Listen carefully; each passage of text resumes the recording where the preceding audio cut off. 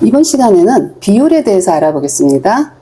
비율은 기준량에 대한 비교하는 양의 크기를 비율이라고 합니다. 지금 우리가 지난 시간에 배웠던 비라는 거 있죠? 비는 몇 대 몇 이거였었어요. 예를 들어서 5대 10이다. 이렇게 나오면 이 뒤에 있는 애가 기준이었고 앞에 있는 애가 비교하는 양이었었죠? 그래서 5대 10. 그런데 이 5대 10이라는 걸 갖고는 우리가 크기를 알 수가 없어요. 그래서 이거를 크기로, 즉 숫자로 표시를 해주는 게 바로 비율이에요. 그러면 비율은 기준량에 대한 비교하는 양의 크기래요. 그럼 여기서도 뭐야? 대한이가 붙은 기준량이 기준이 되겠네요? 그렇죠? 그러면 이 기준량으로 나눠주는 거예요. 이 기준이 되는 거를. 그래서 비교하는 양 나누기 기준량이 되는 거죠. 그래서 얘를 분수로 쓰면 우리가 빈수 앞에서 배웠죠? 요거 나누기 요거는 이렇게 밑으로 가고 분자로 가고 이렇게 되는 거 배웠죠? 그래서 비율은 기준량분의 비교하는 양이 되는 거예요.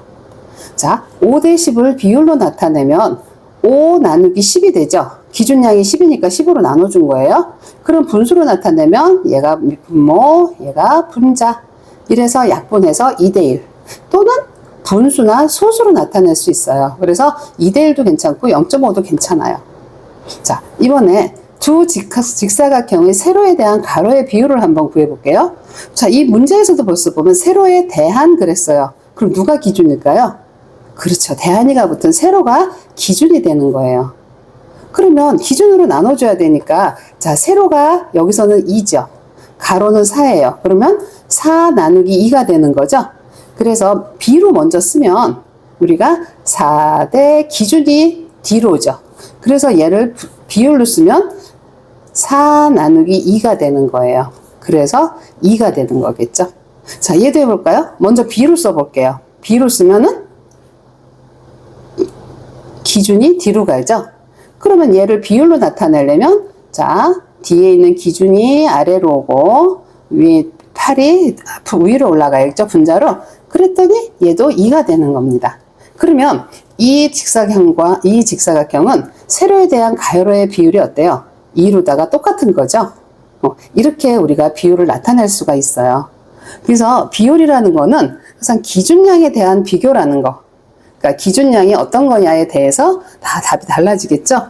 그래서 분수나 소수나 뒤에서 이제 백분율도 배울 텐데요. 그 백분율로 그렇게 나타낼 수가 있어요. 그래서 여기서 가장 중요한 거는 기준을 무엇으로 보느냐. 이게 가장 중요한 거가 되는 거예요. 자, 우리 뒤에 먼저 비율을 어떻게 쓰는지 한번 볼게요. 자, 먼저 150km를 가는데 3시간이 걸리는 차가 있어요. 그러면 1시간 동안에 간 거리를 구하라. 이런 문제가 나오면 어떻게 되느냐면요. 이거는 걸린 시간에 대한 간 거리의 비율을 구해주는 거예요. 그러면 우리가 이 문제만 봤을 때는 이거 어려운데 이렇게 생각되지만 요 말만 보면 여기 대한이라는 애가 붙었으니까 대한이 붙은 애가 기준이구나 알 수 있겠죠. 그럼 기준으로 나눠주면 되겠죠. 걸린 시간이 3시간이래요. 그러면 150 간 거리를 3으로 나눠줬더니 50이 되는 거죠. 그러면 1시간 동안에 50km를 간 것입니다. 이렇게 구하면 돼요.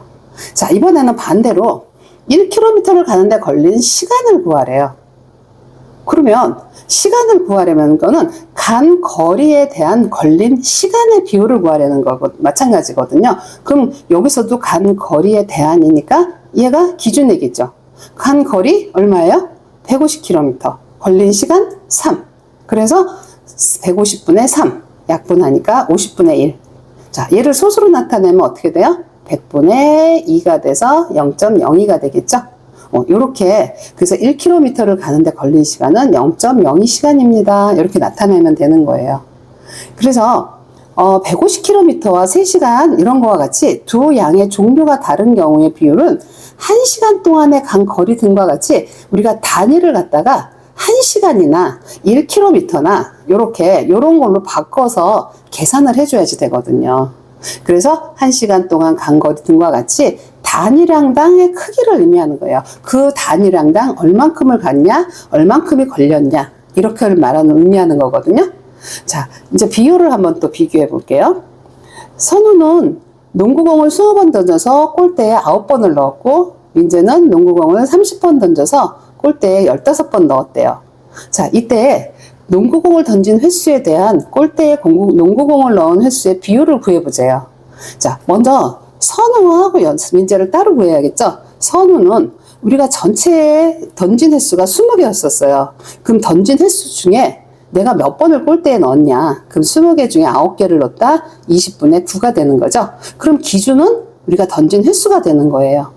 그 다음에 비교하는 양은 9가 되는 거죠. 그래서 20분의 9, 얘를 100으로 고치면 뭐예요? 100분의 45죠. 그래서 0.45가 되는 거예요. 자, 민재 같은 경우는 던진 건 30번 놓는데 15번이 들어갔대요. 그럼 30분의 15, 약분해서 뭐예요? 2분의 1이죠? 0.5가 되는 거예요. 그래서 여기서 누가 더 많이 넣었냐? 그러면 어떻게 돼요? 0.45, 0.5, 0.5가 더 크죠, 비율이? 그럼 비율이 큰 민재가 더 많이 넣었다. 이렇게 되는 거예요. 그래서 비와 비율을 공부할 때는요, 항상 기준량이 무엇인가가 가장 중요해요. 그래서 기준량이 뭔가를 잘 파악할 수 있어야만 문제 해결하는데 어렵지 않게 할 수 있을 거예요. 다음 시간에 봐요.